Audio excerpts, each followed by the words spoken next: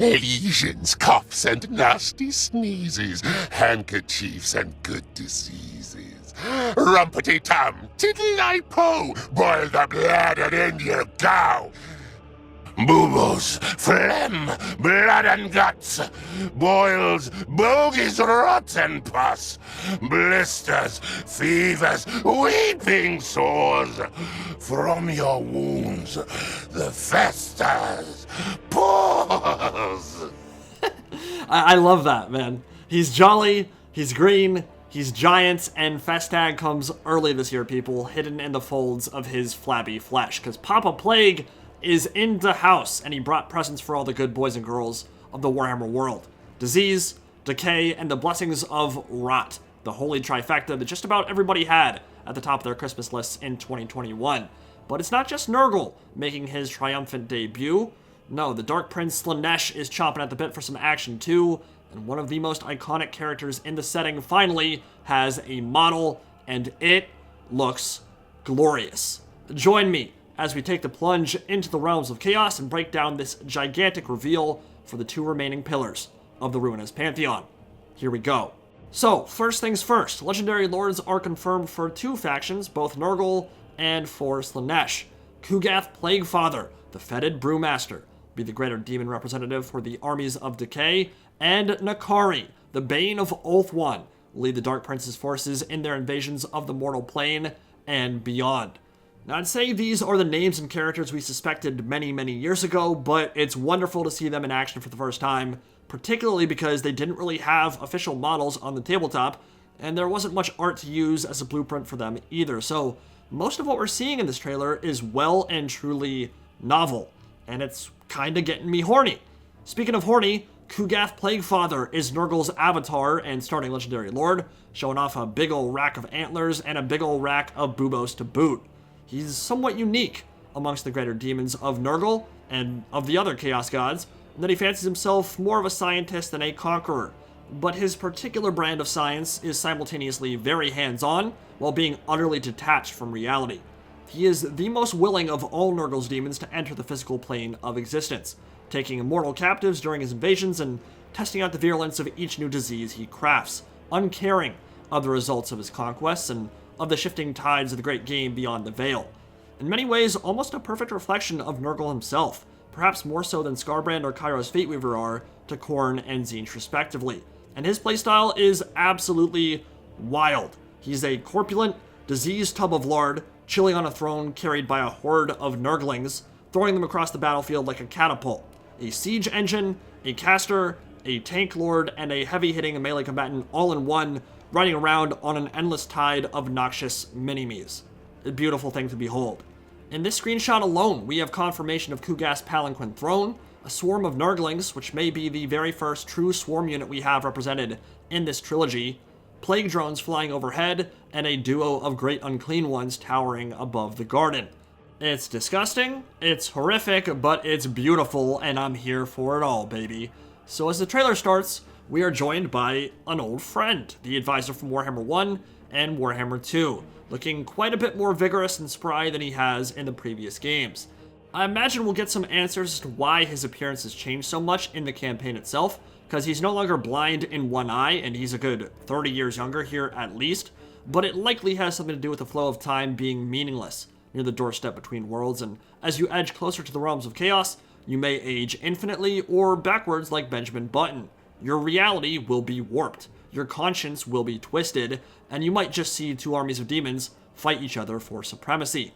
But one thing is certain, our advisor is still very much Tzeentch aligned, wielding a tome of the Architect of Fate and drawing the ire of the other Chaos Gods. He will play an important part of the narrative in Warhammer 3, we just don't know what exactly his role will be in the campaign.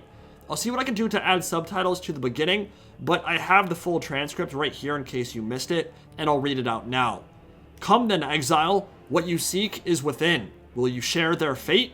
He carries the tome, a pact with the Architect. Fate is fickle, so close, never enough. He wants more. We all wanted more. You answer the call of the flesh, only to be enslaved by it. But in his embrace, we are not afraid. We are reborn as death. I have the knowledge you crave, but all pleasure has a price. And besides those cryptic messages, we get some hauntingly beautiful imagery here as well, scenes that kind of evoke the fall of the Eldar in 40k, almost a Chrome World type of vibe, where elven civilization once thrived, now fallen to Slaanesh, and those shots of the advisor walking by while the cultist statues are trying to bust a nut, then the image rapidly shifts to demonettes revealing their true forms, ripping their heads off and feasting on their souls. That is some attention to detail right there, because that's what demonettes do, how they lure victims to the revel and punish them with violence before or during the Boner Jams 5000. And naturally, because Tzeentch especially hates Nurgle, as soon as the advisor whips out that tome, the plague god becomes quite displeased. The creepy tendrils begin snaking their way towards him and the nightmarish visions begin. Now, there are some really interesting units and fantastic models that appear in this trailer, but most of it happens really quickly, so it's a good thing you have me, right? Because I will show you the way. Also important for me to note here, Slaanesh super deserves their own video, so I'll go much deeper and much harder with them either tomorrow or Saturday, but I'll lather you all up with some of the basics here, just because they also feature prominently in this Battle of the Gods. Now, one of the most exciting inclusions for the Nurgle roster that most people familiar with 8th edition army books would not have expected is the appearance of both Plague Toads and Pox Riders, both from Tamarkan, Throne of Chaos. These were Forge World models that dropped alongside the same army book that Chaos Dwarf showed up in, and they are a delightfully hideous monstrous cavalry regiment. So the feral riderless version are about what you'd expect, gigantic filth-choked toads of Nurgle, immune to psychology, and dealing magical damage as they wallow in the muck and feast upon the flesh of anyone foolish enough to enter their domain.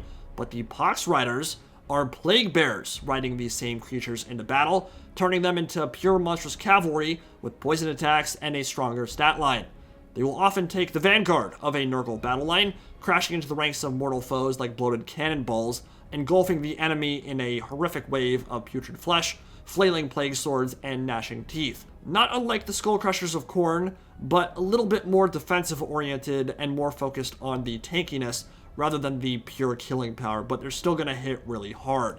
They were not an 8th edition unit, so their presence is a very welcome and surprising one here. I did not expect to see them. Welcome, my friends. That's an awesome addition. Forsaken and Chaos Spawn are shown in the trailer. There'll be palette swaps like all the others, so nothing exciting there, but Nurglings are shown behaving like an actual swarm, combining their bodies and drowning opponents in tides of rotten flesh, while ratflies buzz in the skies above, beasts of Nurgle playfully bounce into combat, and Kugath the Plaguefather leads his armies in all his necrotic majesty. And there's a hilarious animation where Nurglings literally tackle a Marauder cultist and start nibbling his face off, which I dearly hope makes it in as an actual sync kill animation and wasn't just for fun in the trailer. Speaking of sync kill animations, the Fiend of Slaanesh makes its first appearance too in a brutal competition with a Plague Toad for who can embarrass their opponent harder, both absolutely styling on the opposition and making them wish they had never been born, just toying with them. Like almost all Slaaneshi monsters, the Fiend will be focused on extreme speed and armor piercing, but very little in the way of resilience, toughness, or armor, so all about positioning and surgical strikes, straight up terrible in a drag-it-out fight to the death, which means they may actually struggle a bit versus Nurgle, because it's not like Nurgle has a backline to prey on. Their speed and mobility will be key, and it will be devastating for a lot of range-focused factions to face. Here's our first look at Demonettes, and I must say I'm in love with the model. The dreaded ponytail is a super nice touch and adds a lot of detail here, and they're a solid combination of BDSM, leather enthusiast, and freakish monstrosity with just a hint of hotness. 10 out of 10 would take them home and cook them a nice steak dinner by candlelight. As we take a look at the wider picture here, we have confirmation of Seekers of Slaanesh riding steeds of the Dark Prince, Hellstriders of Slaanesh, which are the Marauder equivalent, Warriors of Chaos equivalent, Seeker Chariots, and Hellflayer Chariots, some of the wildest looking units in the Demons of Chaos arsenal. I mean, they're actually insane to look at, and Marauder Cultists definitely seem to be in for Slaanesh as well. We see them as statues and in long sections of combat throughout the trailer, and in full regiments of soldiers this time, so probably not just a hero, might actually be full frontline type unit. By the way, that Keeper of Secrets model is heavily inspired, if not outright ported straight from Age of Sigmar. That model has no connection to End Times or 8th edition. It was introduced years after Warhammer Fantasy Battle officially went kaput. I know I had some people roast me about my End Times and Age of Sigmar video when I argued that their blog post about the topic was confusing, and this is why I felt that way and was worth talking about and clarifying with you guys, because they are using some Age of Sigmar super modern models here in Warhammer 3, which obviously doesn't mean we're getting that setting, but so many people have told me there will never, ever, ever be Age of Sigmar models or AOS-inspired units, but that's clearly not the case. The evidence is right here, and if we're going to get fully fleshed out monogods, then units like Zongors, and apparently Keeper of Secrets, the Greater Demon of Slaanesh, will closely mold their appearance after those new visuals. So it's not that we're getting an Age of Sigmar game or anything, but they will take some design cues and outright straight up models from that setting when it makes sense to do so. Demons transfer easily from 40k to Fantasy to Age of Sigmar and back. Here, the Keeper of Secrets is an Age of Sigmar model straight up. The army is looking majestic though. It's a thing of beauty. Just such a unique aesthetic and playstyle. And then, after all that, and there's already been tons of cool stuff, the big reveal. N'Kari shows up. And the Bane of Ulthuan, maybe the finest Keeper of Secrets in the Immaterium, shows everybody why he's the top dog. What a showcase for him too, slicing his way into combat with all the grace of a top tier ballerina and immediately asserting his dominance. Probably even more than Kugath in that trailer. He seems like the big bad here. And that's not surprising, given what we know about the Tyrion and Teclis ending in Warhammer 2. Their Mortal Empire's post-game stat screen essentially says N'Kari is coming. They've been hinting at him for a while, but it's so fantastic to finally see him in the flesh. It's been a long time coming, my friend. Finally, you have a model, and it is everything I could have asked for. The dude is a problem, and he's been a hardcore enemy of Tyrion, Teclis, Malekith, and the line of Venarion pretty much since the beginning, stretching back some 8,000 years. He's fodder for them, ultimately. He's the big bad in all their stories and all their novels, but he always gets his ass kicked in the end. But he is a problem, and he's going to play a big part in the Warhammer 3 campaign, probably from a narrative perspective as well. I think Keeper of Secrets have the potential to be the best of the 4 greater demons in this game. They are powerful spellcasters, incredible duelists, and they're amongst the fastest units in the setting, which means they can pick and choose engagements exceptionally well. Combine that with Narcotic Musk that debuffs enemies, obscene doses of armor-piercing damage with 100+ speed, and the lures of Shadow and Slaanesh, they will be a serious problem in both campaign and multiplayer. And N'Kari is going to take all that and turn it up to 11. Bit lacking in the boob department though. Need at least 69 of those bad boys before I'll be satisfied. Honestly though, I do like it a lot. It's kind of split down the middle between male and female, bit androgynous and utterly terrifying.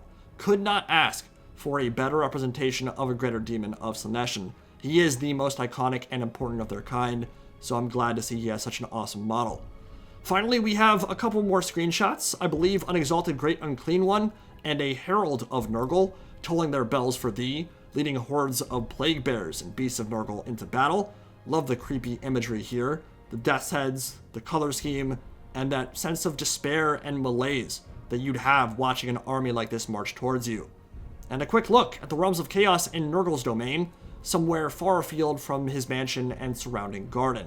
Hopefully we get some more lush, verdant, and overgrown areas too, and not too much of the rocky, barren outcroppings we typically see near the Chaos Wastes. Nurgle's more about marshes and gardens and overgrown areas, and less about cliffs and jagged peaks. I think it's a bit barren in that picture, but it's only one area, so not particularly worried right now. But overall, absolutely adore what I'm seeing here. So many cool reveals, and some hints towards the role the Advisor will play in Game 3, and how he will shape the narrative of the capstone game of this trilogy. Let me know if you guys have any theories about why he's younger, and how that will affect his story arc, and let me know what you think of the units and lords shown so far. Hope you guys enjoyed. A lot more coming very soon, and I'll see you all in the next video. Indie Pride, signing out for now. Have a good one, guys.